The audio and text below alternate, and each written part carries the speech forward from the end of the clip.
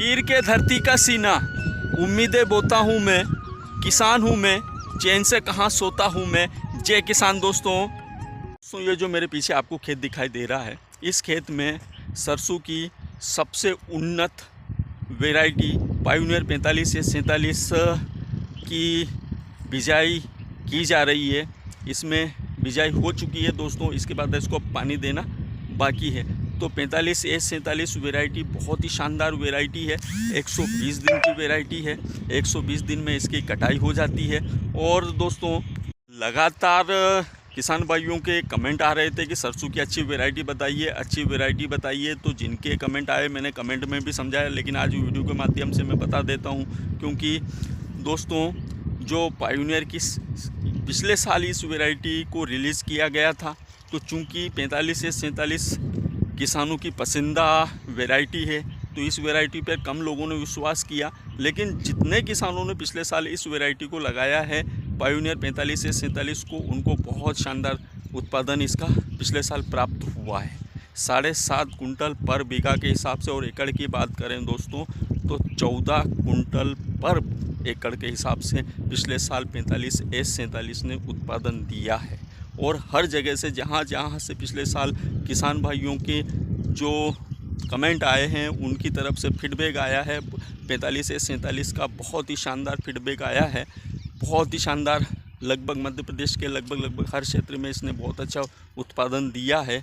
दूसरे राज्यों का हालांकि मेरे को ज़्यादा नॉलेज नहीं है, क्योंकि वहाँ से कमेंट नहीं मिले हैं 45S47 के, क्योंकि हर राज्यों में अलग अलग वेराइटियाँ भी चलती है। दोस्तों पायोनियर की जो वेराइटियाँ हैं वो हिंदुस्तान के हर क्षेत्र में चलती है, और हर क्षेत्र में वो बहुत अच्छा उत्पादन देती है। चाहे आप महाराष्ट्र से हों, चाहे आप राजस्थान से हों, चाहे आप हरियाणा से हों, चाहे आप मध्य प्रदेश से हों, जहाँ जहाँ सरसों की खेती की जाती है हर जगह पायोनियर की वैरायटियाँ चलती है, और पायोनियर की वैरायटियाँ बहुत अच्छा प्रोडक्शन देती है। दोस्तों अगर आप दूसरी वैरायटी की तरफ जाना चाहें तो पायोनियर की 45 से 46 लगा सकते हैं।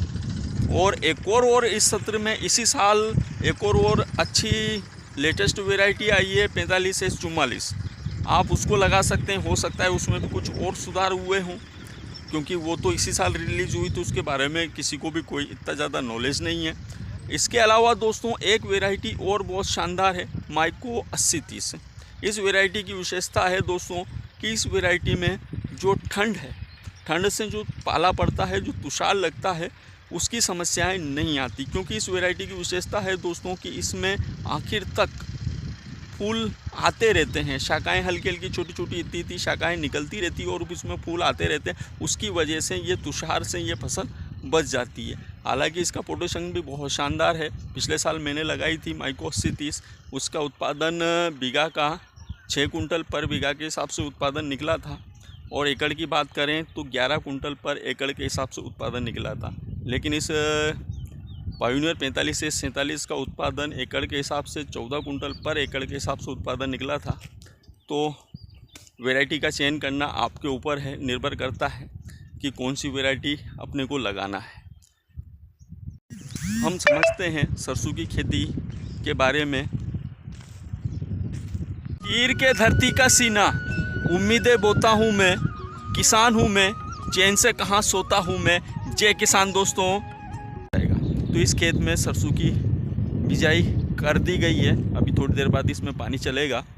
तो दोस्तों हम सरसों की खेती के सिस्टमेटिक तरीके से अपन समझते हैं, स्टेप बाय स्टेप। तो बने रहे मेरे साथ वीडियो में। तो सबसे पहले इसमें 2 जुताई की गई। पहली जुताई में जो नेला लगाया गया, नेला बोलते हैं 9 फांस जिसमें होती है, पहले वो लगाया। फिर उसके बाद दूसरी जुताई में सत्ता लगाया, और दोस्तों तीसरी जुताई में क्यारियाँ बनाई गई। 3 इसमें जुताई हुई है, टोटल मिला के 3 जुताई इसमें की गई है। आते हैं हम खाद प्रबंधन पर।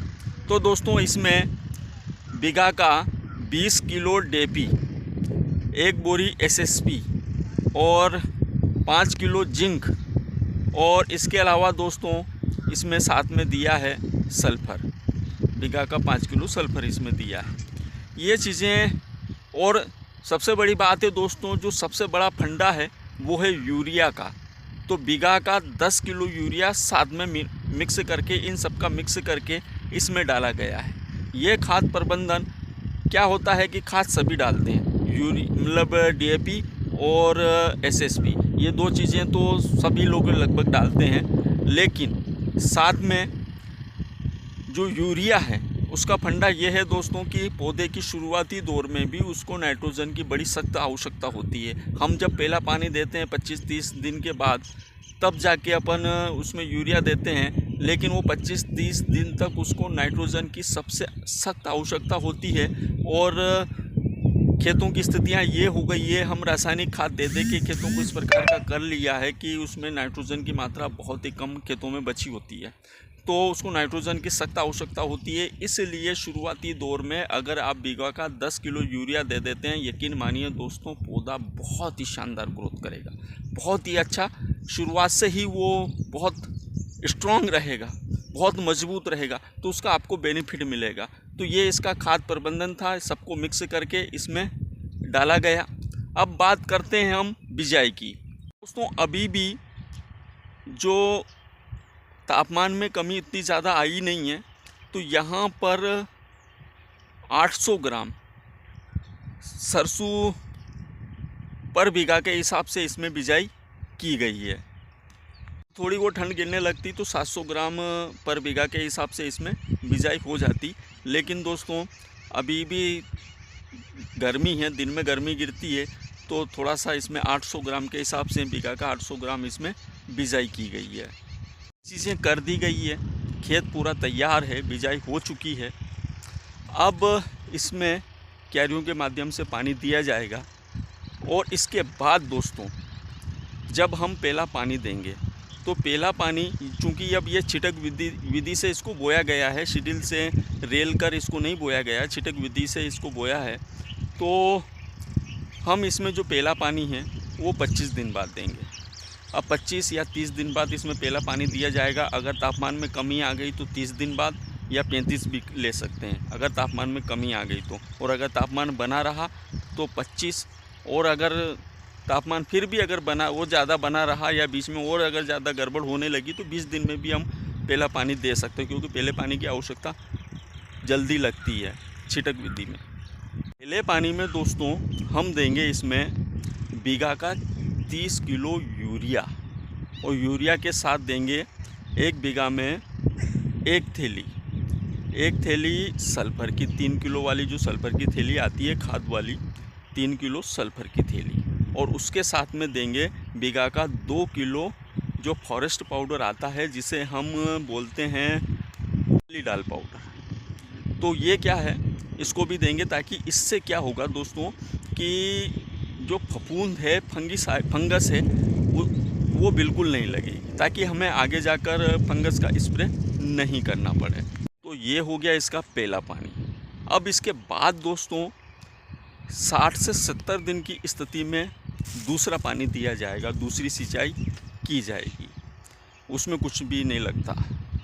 और उसके बाद फिर आवश्यकता अनुसार, अगर चूँकि ये समय अनुसार बिजाई है, अभी 16 अक्टूबर हुआ है तो समय अनुसार बिजाई है, तो शायद संभवतः आखिरी में तापमान बढ़ेगा, उससे पहले फसल आ जाएगी, तो शायद हमें तीसरा पानी देने की आवश्यकता ना पड़े। तो ये हो गई सिंचाई।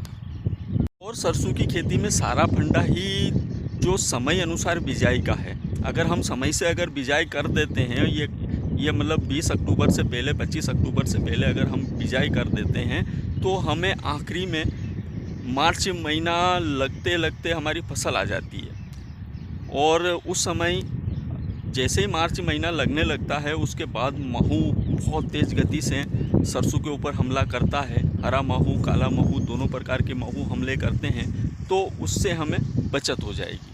लगेगा ही नहीं तो स्प्रे करने की आवश्यकता ही नहीं है। जितनी ज़्यादा लेट आप सरसों की खेती करेंगे, जितना ज़्यादा लेट आप सरसों बोएंगे, उतना ही ज़्यादा आप नुकसान में रहेंगे, उतना ही कम दोस्तों हमें उत्पादन मिलेगा। इसीलिए समय की बिजाई को कोई नहीं पूछता, उससे बढ़कर कोई चीज़ नहीं है। तो सारी समस्याओं की जो जड़ होती है सरसों में वो महू होता है, और महू से बचने के लिए समय अनुसार बिजाई की जाए। और समय अनुसार अगर बिजाई हो गई तो बहुत अच्छा हमें प्रोडक्शन भी मिलता है, बहुत अच्छा तगड़ा उत्पादन भी हमें प्राप्त होता है। समय अनुसार हम सरसों की खेती पर वीडियो बनाते रहेंगे। अगर किसी को कोई परेशानी है, कोई समस्या है तो कमेंट करके पूछ सकते हैं, फ़ोन करके पूछ सकते हैं, व्हाट्सएप पर मैसेज करके पूछ सकते हैं।